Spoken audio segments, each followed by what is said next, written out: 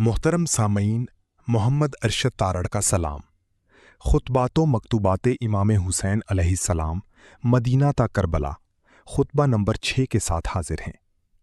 اگر ہماری یہ کاوش آپ کو پسند آئے تو اس کو دوستوں کے ساتھ شیئر، لائک اور سبسکرائب لازمی کریں۔ اس سے ہماری حوصلہ افزائی ہوگی۔ اپنی آراء اور مفید مشوروں سے ہماری رہنمائی فرمائیں۔ اس خطبہ پر ڈیبیٹ سے پہلے اس کا عربی متن اور اس خطبہ کا اردو ترجمہ ملاحظہ فرمائیں۔ يا أمة، وأنا أعلم أني مقتول مذبوح ظلما وعدوانا، وقد شاء الله عز وجل أن يرى حرمي ورهطي مشردين وأطفالي مذبوحين مأسورين مقيدين وهم يستغيثون فلا يجدون ناصرا ولا معينا۔ اے اماں، یہ نہ سمجھیے کہ اس معاملے سے صرف آپ آگاہ ہیں۔ میں خود آپ سے زیادہ واقف ہوں کہ میں ظلم و ستم اور دشمنی کے نتیجے میں مارا جاؤں گا اور میرا سر تن سے جدا کر دیا جائے گا۔ خداوند عز و جل نے چاہا ہے کہ میرے اہل حرم اور رشتہ دار بے وطن ہوں، میرے بچے ذبح ہوں، قیدی بنائے جائیں اور انہیں زنجیروں میں جکڑا جائے، اور وہ مدد کے لیے پکاریں اور کوئی ان کا ناصر اور مددگار نہ ہو۔ دی ڈیبیٹ میں خوش آمدید۔ ذرا فرض کریں کہ آپ کو اپنی زندگی کی ایک ایسی کتاب مل جائے جس میں آپ کا آخری باب پہلے سے لکھا ہو۔ اچھا۔ اور وہ باب کوئی عام سا اختتام نہیں ہے، بلکہ ایک انتہائی المناک اور یعنی یقینی المیہ پر ختم ہوتا ہو۔ آپ کو پتا ہو کہ اس راستے پر چلنے کا نتیجہ صرف اور صرف موت ہے، اور وہ بھی بہت دردناک۔ صحیح۔ تو زیادہ تر لوگ کیا کریں گے؟ ظاہر ہے وہ اس کتاب کو فوراً بند کر دیں گے اور اس لکھے ہوئے راستے سے کسی دوسری سمت بھاگنے کی ہر ممکن کوشش کریں گے۔ بالکل، میرا مطلب ہے انسانی فطرت تو یہی کہتی ہے نا، ہم خطرے، نقصان اور دکھ سے بچنے کی ہر ممکن تدبیر کرتے ہیں۔ کوئی بھی انسان اپنے اور اپنے پیاروں کے لیے جان بوجھ کر تباہی اور اندھیرے کی طرف تو قدم نہیں بڑھاتا۔ ہاں، ایسا ہی ہے۔ ہم تو یعنی ایک چھوٹے سے حادثے کا سن کر راستہ بدل لیتے ہیں، تو اتنی بڑی تباہی کی طرف کون جائے گا؟ یہی تو بات ہے۔ لیکن ذرا سوچیں کہ اگر کوئی شخص اس لکھے ہوئے انجام کو پڑھنے، سمجھنے اور پوری طرح جاننے کے باوجود پوری ہوش مندی اور اطمینان سے اسی راستے پر چل پڑے، تو ہم اس عمل کو کیسے سمجھیں گے؟ یہ ایک بہت گہرا سوال ہے۔ ہاں، اور آج کی ہماری بحث کا مرکز تاریخ اسلام کا وہ انتہائی اہم موڑ ہے جب امام حسین علیہ السلام نے مکہ اور مدینہ کو چھوڑ کر کربلا کے سفر کا آغاز کیا۔ بالکل۔ ہمارے پاس موجود تاریخی ذرائع اور روایتیں اس بات کی مکمل تصدیق کرتی ہیں کہ امام حسین کو اپنی شہادت، بچوں کے ذبح ہونے اور اہل بیت کی اسیری کا پہلے سے مکمل علم تھا۔ جی، اور اس کی ایک بہت بڑی بنیاد حضرت ام سلمہ رضی اللہ عنہا اور امام کے درمیان ہونے والی وہ تاریخی گفتگو ہے جو ان کے سفر عراق سے بالکل پہلے ہوئی۔ صحیح کہا آپ نے۔ اور آج ہم اسی نقطے کے گرد گھومیں گے۔ بنیادی سوال یہ ہے کہ جب انہیں اس المناک انجام کا 100% یقین تھا، تو کیا امام حسین کا یہ سفر مکمل طور پر ایک طے شدہ الہی تقدیر اور پیشن گوئی کے سامنے سر تسلیم خم کرنا تھا؟ جو کہ اس بحث میں میرا موقف ہے، میں سمجھتا ہوں کہ یہ سارا سر رضائے الہی کے سامنے سر جھکانا تھا۔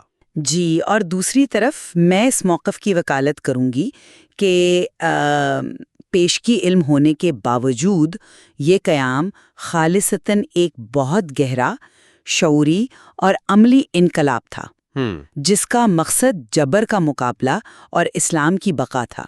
اور یعنی میری رائے میں یہ پیشگی علم اس جدوجہد کی عظمت کو کم کرنے کے بجائے اسے تاریخ کا سب سے بڑا انقلابی فیصلہ بناتا ہے۔ دیکھیں، میرا ماننا یہ ہے کہ اگر ہم اس واقعے کی گہرائی میں جائیں نا، تو یہ بنیادی طور پر مشیت الہی اور پہلے سے طے شدہ تقدیر کا حصہ تھا۔ اچھا۔ ہاں، مطلب یہ کوئی روایتی سیاسی انقلاب نہیں تھا۔ اس کا سب سے بڑا ثبوت خود امام حسین کے وہ الفاظ ہیں جب انہوں نے فرمایا کہ خداوند عز و جل نے چاہا ہے کہ وہ مارے جائیں اور ان کے اہل خانہ اسیر ہوں۔ میرے نزدیک یہ خالصتاً ایک غیبی اور الہی فیصلے کے سامنے اپنی مرضی کو ختم کر دینے کا عمل تھا، جسے ہم صوفیانہ یا روحانی زبان میں مقام رضا کہتے ہیں۔ میں آپ کی اس بات سے جزوی طور پر متفق ہوں کہ اس میں روحانیت کا ایک بہت بڑا پہلو تو ہے، لیکن میں یہ کہوں گی کہ پیشگی علم ہونے کے باوجود یہ قیام خالصتاً ایک شعوری انقلاب تھا۔ وہ کیسے؟ مطلب یہ ایک شرعی فریضے کی ادائیگی تھی تاکہ ظلم و ستم کا ڈٹ کر مقابلہ کیا جا سکے۔ میرا اصرار اس بات پر ہے کہ یہ صرف ایک لکھی ہوئی پیشین گوئی کو پورا کرنے کی کوئی مشینی کارروائی نہیں تھی۔ مشینی کارروائی تو شاید میں بھی نہیں کہہ رہا۔ ہاں، لیکن میرا مطلب ہے کہ یہ ایک بہت بڑے مقصد کے حصول کے لیے کی گئی ایک دانستہ اور سوچی سمجھی جدوجہد تھی۔ آپ اسے صرف تقدیر نہیں کہہ سکتے۔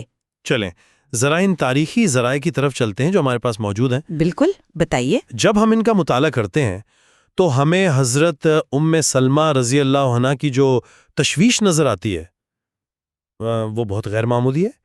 وہ رسول اللہ صلی اللہ علیہ وسلم کی زوجہ محترمہ تھیں۔ جب انہیں امام حسین کے سفر عراق کا علم ہوا تو وہ بے حد پریشان ہوئیں۔ صحیح، فطری بات تھی۔ انہوں نے امام کی خدمت میں حاضر ہو کر باقاعدہ انہیں اس سفر پر جانے سے روکا۔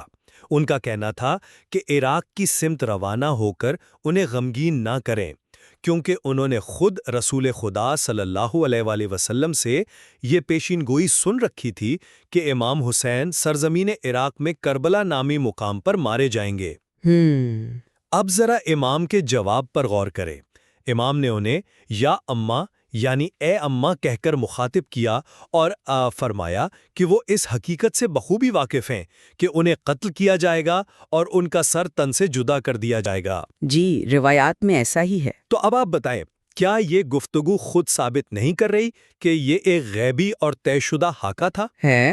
امام تو بس ایک ایسی تقدیر کی طرف قدم بڑھا رہے تھے جسے تبدیل کرنا ان کے یعنی ارادے میں ہی شامل نہیں تھا۔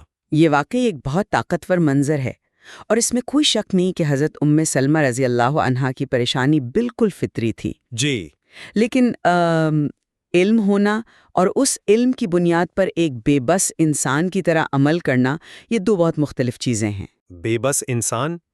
میں بے بسی کی بات نہیں کر رہا، میں تسلیم کی بات کر رہا ہوں۔ میں سمجھتی ہوں، میں تسلیم کرتی ہوں کہ امام کو مصائب کا مکمل علم تھا، لیکن کیا اس کا مطلب یہ ہے کہ وہ تقدیر کے ہاتھوں مجبور تھے؟ ہمارے ذرائع صراحت کے ساتھ یہ بھی بتاتے ہیں کہ اس عظیم الشان انقلاب کا اصل مقصد اسلام اور قرآن کو اس وقت کی دیگر گو صورتحال سے نجات دلانا تھا۔ اس وقت یزید کے تخت نشین ہونے کے بعد جو حاجات بن چکے تھے ان میں دین کی بنیادی اقدار خطرے میں تھیں۔ امام حسین نے یہ تمام دردناک مصائب بے خبری یا مجبوری میں نہیں بلکہ مکمل علم اور آگاہی کے ساتھ قبول کیے۔ تو آپ اسے محض ایک سماجی انقلاب سمجھتی ہیں؟ محض سماجی نہیں، وہ ایک ظالم نظام کے سامنے ایک قائد کی حیثیت سے دانستہ طور پر کھڑے ہوئے۔ اگر ہم اس جدوجہد کو صرف اور صرف تقدیر کا لکھا کہہ کر محدود کر دیں گے تو اس شعوری پہلو کا کیا بنے گا جہاں ایک انسان حق کی خاطر اپنی جان دینے کا فیصلہ کرتا ہے؟ میں سمجھتا ہوں کہ آپ کا نقطہ نظر کیا ہے۔ آپ اسے ایک سیاسی اور سماجی انقلاب کے سانچے میں دیکھنا چاہتی ہیں، لیکن مجھے ایک مختلف زاویہ پیش کرنے دیں۔ یہ واقعہ عام انسانی فیصلوں سے بہت بالا ہے۔ کس لحاظ سے؟ جب ہم متن پر غور کرتے ہیں تو ہمیں باقاعدہ علم امامت کا حوالہ ملتا ہے۔ یہ کوئی عام سیاسی بصیرت نہیں تھی، یہ عقائد کی ایک باقاعدہ بحث ہے۔ امام حسین نے حضرت ام سلمہ کے سامنے حالات کی جن باریک جزیات کا ذکر کیا وہ حیران کن ہیں۔ ہاں، انہوں نے کافی تفصیل بتائی تھی۔ بالکل، انہوں نے مخصوص عربی الفاظ استعمال کیے۔ مثال کے طور پہ مشرد یعنی منتشر کر دینا، معصورین یعنی اسیر کیے جانے والے، اور مقیدین یعنی زنجیروں میں بندھے ہوئے، اور پھر یہ بھی فرمایا کہ وہ مدد کے لیے پکاریں گے لیکن کوئی ان کا ناصر و مددگار نہیں ہوگا۔ جی، یہ الفاظ تاریخ کا حصہ ہے۔ ذرا سوچئے، حالات کی اتنی باریک جزیات کا علم کسی عام انقلابی لیڈر کو کیسے ہو سکتا ہے؟ یہ علم تو صرف ایک الہی نمائندے کو ہی ہو سکتا ہے جو کلی طور پر مشیت الہی کے تابع ہو، اور اسی بنیاد پر میں ایک تمثیل آپ کے سامنے رکھنا چاہتا ہوں۔ جی، فرمائیے۔ اگر کسی بحری جہاز کے کپتان کو غیبی طور پر یہ قطعی یقین ہو جائے کہ اس کا جہاز ڈوب جائے گا، طوفان سب کچھ تباہ کر دے گا اور کوئی زندہ نہیں بچے گا، صحیح، اور وہ کپتان یہ سب جاننے کے باوجود پھر بھی مسافروں کو لے کر سفر شروع کر دے، تو آپ اسے کیا کہیں گی؟ یہ کسی انسانی حکمت عملی کا حصہ تو نہیں ہو سکتا نا. یہ تو صرف اسی صورت میں ممکن ہے جب وہ کسی انتہائی اعلیٰ غیبی حکم کی غیر مشروط تعمیل کر رہا ہو. معاف کیجیے گا لیکن میں اس دلیل سے متفق نہیں ہوں. میں بتاتی ہوں کیوں. آپ کی بحری جہاز والی یہ تمثیل سننے میں بظاہر بہت وزن رکھتی ہے، لیکن اگر ہم اس وقت کے تاریخی اور شرعی تقاضوں کو دیکھیں تو یہ پوری طرح درست نہیں بیٹھتی. وہ کیوں بھئی؟ آپ نے علم امامت کی بات کی جس سے میں قطعی انکار نہیں کرے، لیکن ہمارا متن یہ بھی تو واضح طور پر بتاتا ہے کہ اس علم کا ذریعہ صرف علم امامت کا وہ مخفی راستہ نہیں تھا، بلکہ عام طریقوں سے بھی یہ معلومات دستیاب تھیں. عام طریقوں سے کیا مراد ہے آپ کی؟ کوئی اخبار تو چھپے نہیں تھے اس وقت؟ ارے نہیں، میرا مطلب ہے کہ رسول خدا صلی اللہ اور امیر المومنین کے ذریعے یہ خبریں عام ہو چکی تھیں، حتیٰ کہ جیسا آپ نے خود کہا حضرت ام سلمہ اور مدینے کے دیگر صحابہ بھی مطلع تھے. جی ہاں بالکل. تو چونکہ یہ معلومات عام تھیں تو یہ کوئی ایسا راز نہیں تھا جو صرف امام کے سینے میں دفن تھا. جب خطرہ سب کے سامنے واضح ہو چکا ہو تو فیصلہ کرنے والا اندھے پن میں قدم نہیں اٹھاتا، وہ ایک حقیقت پسندانہ شعوری فیصلہ کرتا ہے کہ موت تو سامنے کھڑی ہے مگر شرعی فریضے کی ادائیگی کے لیے نکلنا ضروری ہے. لیکن جہاز والی تمثیل کا کیا؟ وہ طوفان میں کیوں جا رہا ہے؟ میں آپ کے کسی کپتان والے استعارے کو تھوڑا سا تبدیل کروں گی. وہ کپتان اپنا جہاز طوفان میں اس لیے نہیں لے کر جا رہا کہ اسے مرنے کا شوق ہے یا وہ اندھا دھن کسی غیبی حکم کے تحت ایسا کر رہا ہے. تو پھر کیوں جا رہا ہے؟ وہ جہاز طوفان میں اس لیے لے کر جا رہا ہے کیونکہ ساحل پر موجود پوری انسانیت یا دین کو بچانے کا واحد راستہ اسی طوفان سے ٹکرانا ہے. دلچسپ زاویہ ہے. اگر وہ یہ طوفان اپنے سر نہیں لے گا تو ساحل پر موجود سب کچھ تباہ ہو جائے گا. یزید کے دور میں اسلام کا وجود خطرے میں تھا.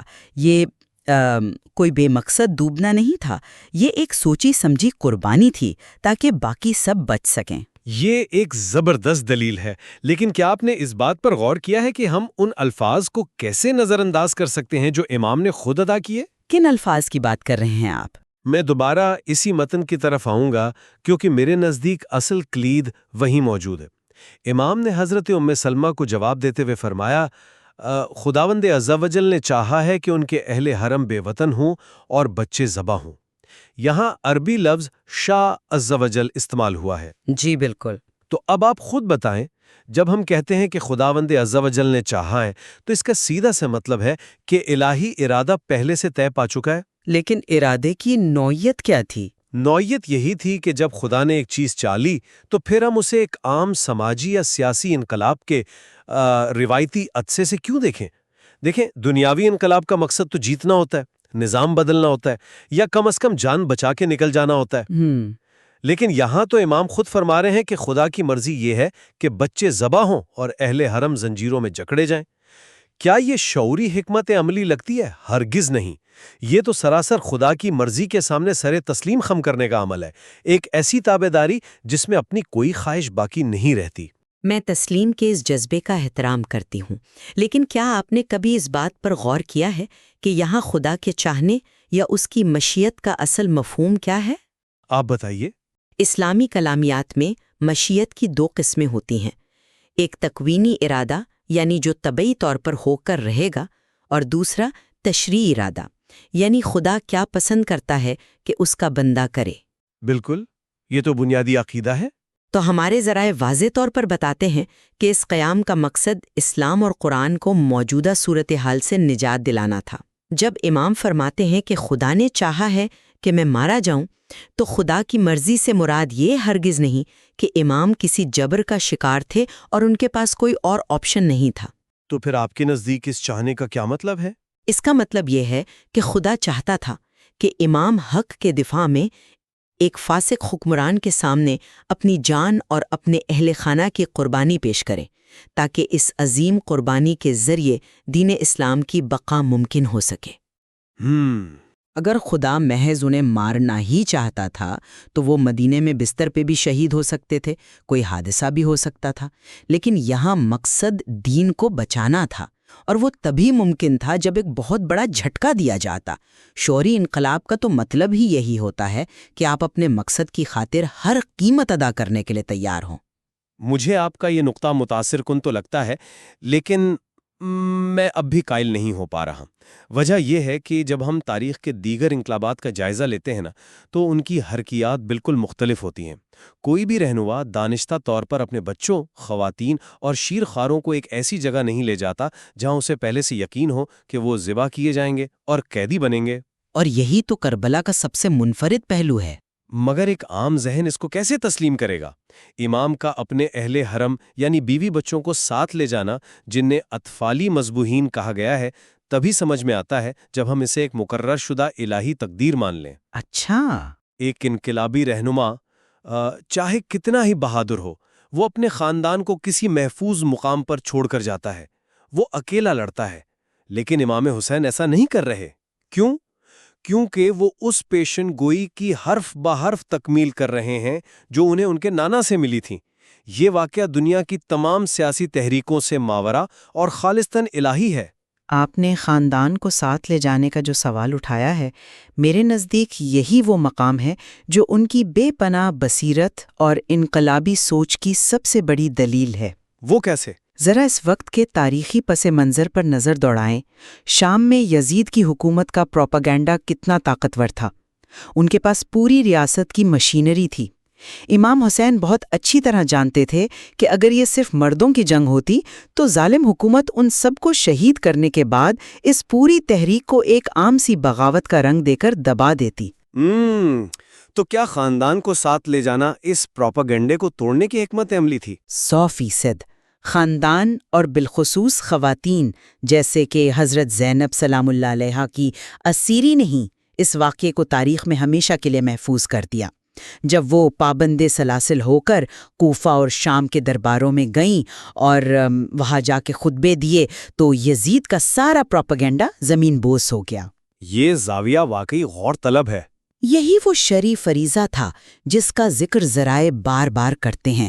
انہیں اس بات کا بخوبی علم تھا کہ اس جد و جہد میں انہیں ظلم و ستم کا نشانہ بنا کر شہید کیا جائے گا، لیکن وہ یہ بھی جانتے تھے کہ اس پیغام کو زندہ رکھنے کے لیے ان اسیروں کا سفر کتنا ضروری ہے۔ یہ واقعی ایک زبردست دلیل ہے، اور شاید یہی وجہ ہے کہ ان تمام روایات اور پیشین گوئیوں کی تشریح ہمیشہ سے ایک سیاسی موضوع رہی ہے، کیونکہ اگر ہم علم غیب کو مانتے ہیں تو کچھ لوگوں کے لیے اسے ایک سیاسی انقلاب ثابت کرنا مشکل ہو جاتا ہے۔ بالکل، اور میں اسی حوالے سے تاریخی روایات پر ایک بات کرنا چاہوں گی جو ہمارے ذرائع میں بھی زیر بحث آئی ہے۔ ہمارے ماخذ میں بڑی صراحت سے لکھا ہے کہ بعض مصنفین حضرت ام سلمہ کی اس مخصوص روایت کو ضعیف اور غیر معتبر ثابت کرنے کی کوشش کرتے ہیں۔ جی ہاں، بالکل، میں بھی اسی طرف ہونے والا تھا۔ اور وہ ایسا کیوں کرتے ہیں؟ صرف اس لیے تاکہ وہ یہ ثابت کر سکیں کہ امام حسین کو مستقبل کے حالات کا پہلے سے علم نہیں تھا۔ بالکل، اور یہ کوشش ہی اس بات کی نشاندہی کرتی ہے کہ اگر ہم یہ مان لیں کہ امام کو پیشگی علم تھا تو پھر اسے ایک عام شعوری انقلاب ثابت کرنا کتنا مشکل ہو جاتا ہے، کم از کم ان لوگوں کے لیے جو تاریخ کو صرف مادی عینک سے دیکھتے ہیں۔ عام طور پر لوگ یہ ماننے سے ہچکچاتے ہیں کہ کوئی انسان موت اور اپنے بچوں کے ذبح ہونے کا قطعی یقین رکھ کر بھی کوئی قدم اٹھائے، اس لیے اپنی تھیوری کو بچانے کے لیے وہ پیشین گوئی کی روایات کو ہی رد کرنا شروع کر دیتے ہیں۔ صحیح۔ ان کے خیال میں اگر یہ انقلاب ہے تو امام کو انجام کا علم نہیں ہونا چاہیے تھا، وہ بس حالات کی رو میں بہہ کر وہاں پہنچ گئے۔ لیکن چونکہ ہمارے پاس ٹھوس ثبوت ہے کہ علم تھا، اس لیے میرا مسلسل اصرار ہے کہ یہ تقدیر الہی کی تکمیل تھی، نہ کہ ایک روایتی انقلاب۔ یہاں پر میں ایک بنیادی اختلاف کروں گی۔ آپ نے کہا کہ علم ہونے کی صورت میں اسے شعوری انقلاب ثابت کرنا مشکل ہو جاتا ہے، لیکن اگر ہم حقیقت کی آنکھ سے دیکھیں تو پیشگی علم کا ہونا ہی تو اسے تاریخ کا سب سے عظیم اور سب سے بڑا شعوری انقلاب بناتا ہے۔ وہ کس طرح؟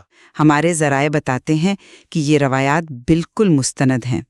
اہل تشیع اور اہل تسنن دونوں کے علماء نے نبی اکرم صلی اللہ علیہ وسلم اور گزشتہ انبیاء سے ایسی 10 روایات نقل کی ہیں علامہ امینی جیسی شخصیات نے اہل سنت کی کتب سے 20 سے زیادہ روایات نقل کی ہیں۔ جی، روایات کی صحت سے تو ہم انکار کر ہی نہیں رہے۔ تو پھر ان روایات کا سچا ہونا امام کے انقلابی کردار کو کمزور کہاں کرتا ہے، بلکہ یہ تو اسے مزید مضبوط کرتا ہے۔ وہ کیسے بھئی؟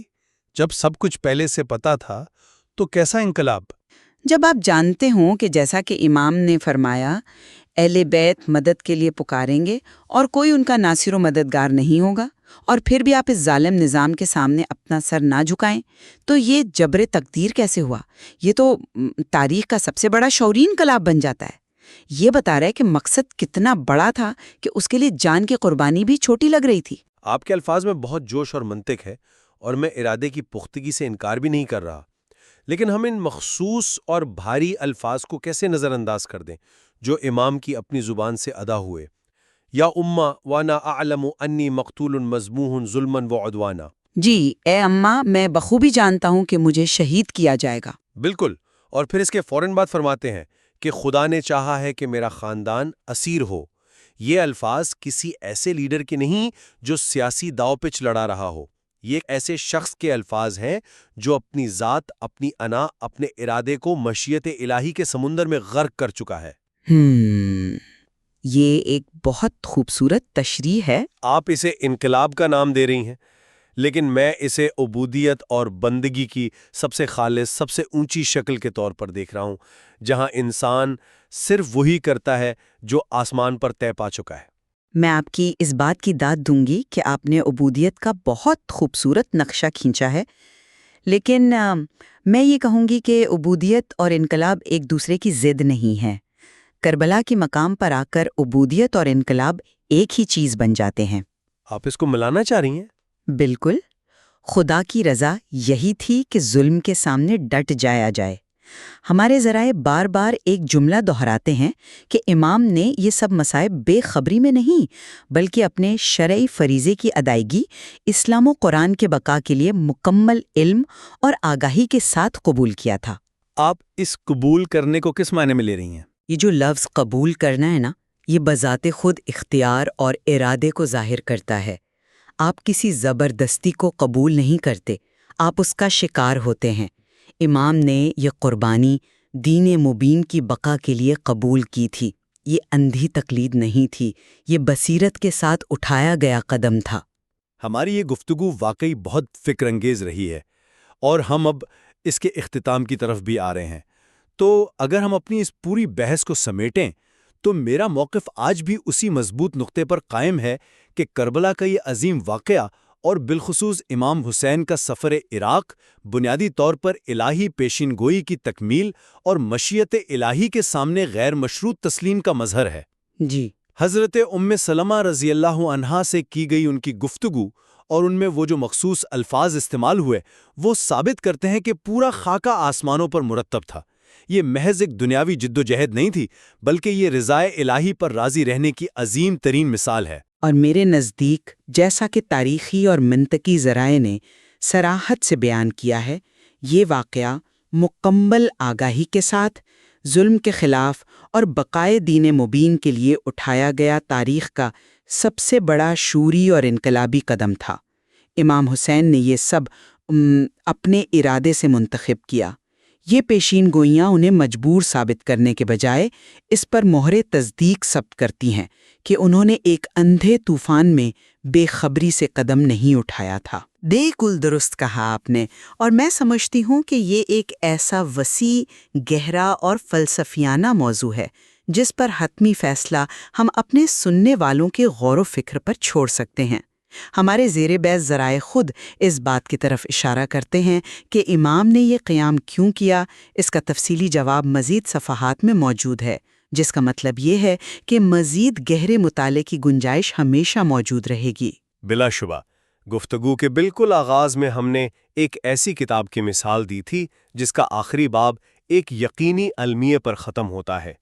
آج کی یہ گہری بحث ہمیں یہ سوچنے پر ضرور مجبور کرتی ہے کہ جب وہ اندوہناک انجام کسی عظیم انسان کے سامنے بالکل کھلا ہو تو اس کے صفحات پر ثابت قدمی سے چلنے کا فیصلہ محض قسمت کا لکھا نہیں ہوتا، بلکہ شاید وہ بندگی کی وہ عظیم ترین منزل ہوتی ہے جہاں انسان خود آگے بڑھ کر اس المیے کو ہمیشہ زندہ رہنے والی ایک شاندار اور ابدی فتح میں بدل دیتا ہے۔